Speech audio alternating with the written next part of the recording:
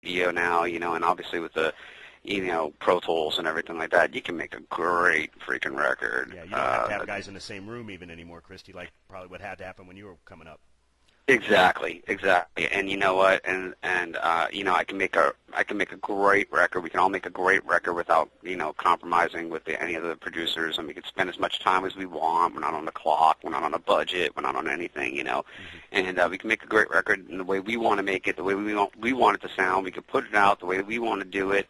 And we don't have to answer to anybody. We don't have to listen to somebody saying, "Hey, I don't hear a hit. Hey, I don't hear, this song's not good." We just put it out what we want to put out, and hopefully the fans like it and appreciate it. And the freedom of that is refreshing. Yeah, sure.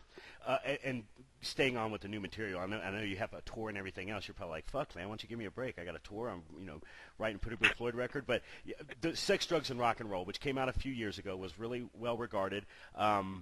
And we're going to give links to all this stuff on our site as well, Kristy. I'm still, trying to push the album as much as we can because we just feel like it's a really great solo effort.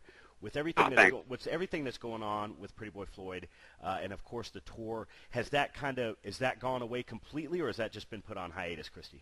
No, you know what? It's I put that out and I toured, and I got a great response from that. I mean, I got some fans maybe who weren't really into Pretty Boy Floyd because it's a little different sounding than Floyd, obviously, and it was, I think it was the first time that I was able to really open up and express myself and write real true lyrics that I felt comfortable expressing my personal feelings. Right. And before that, I was so young, I was just trying to I don't know. I guess I didn't feel comfortable with that, Yeah. And I think it related to a lot of people, and I kind of got this I don't know. I got new fans, young kids. I got a goth crowd. I got a whole little crowd of people. And actually, I just finished up a new record. I'm just finishing up the touches on mixing it.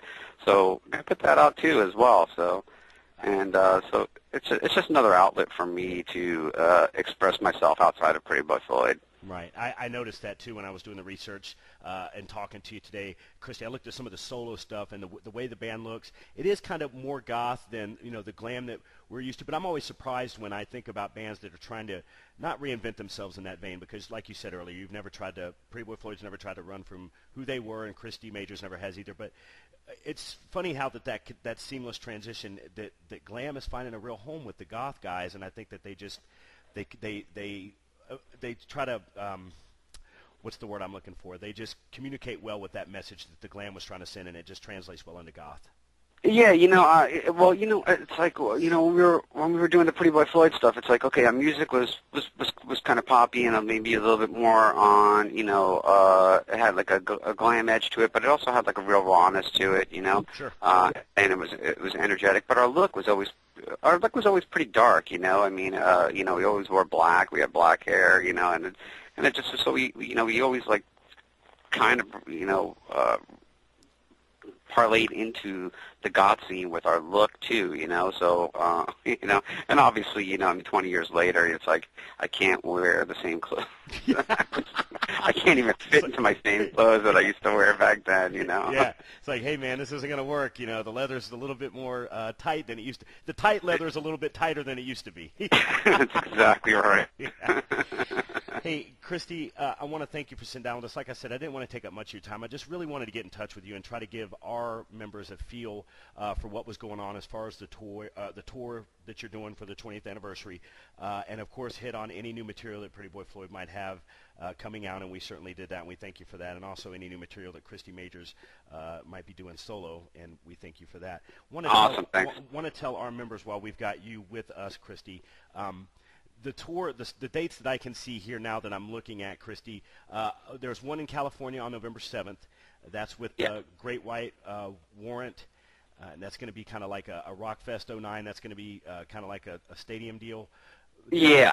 Then Tokyo, Japan, the latter part of November, or the 22nd, 23rd.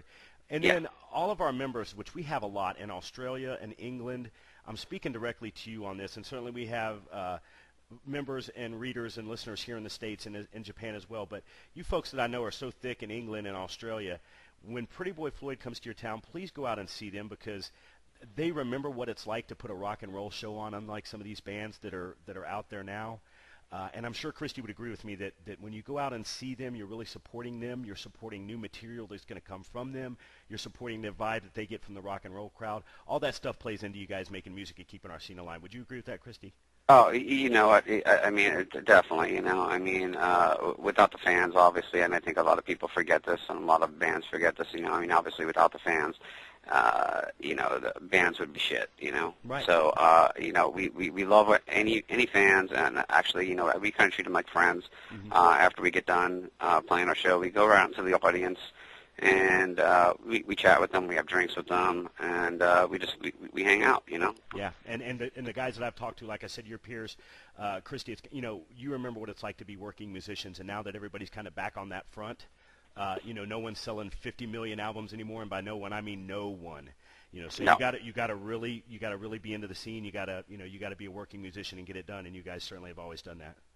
Yeah, I mean, we always try, and we do whatever we possibly can to connect with our fans on stage and off the stage, and you know, we couldn't be more thankful, because without them, we wouldn't be able to play these shows anywhere. Yeah, you know? well, thankful for what you do, Kristy, because like we talked about, you've been doing it for 2 decades now, my man, and we appreciate every bit of it. If I could just kiss your ass publicly on the radio one more time.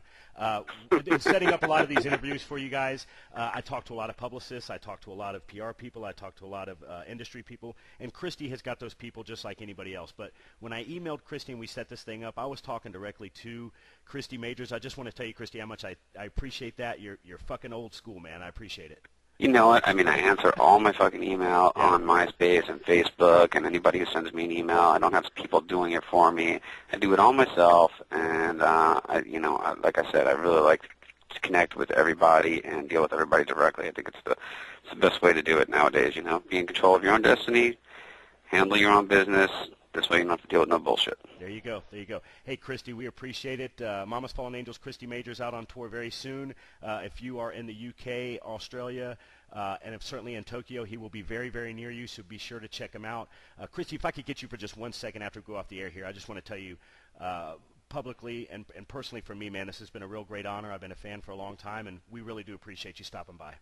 Right on. Thanks for having us, man. Appreciate it. You bet. You bet. Hold on just a second for me, Kristy.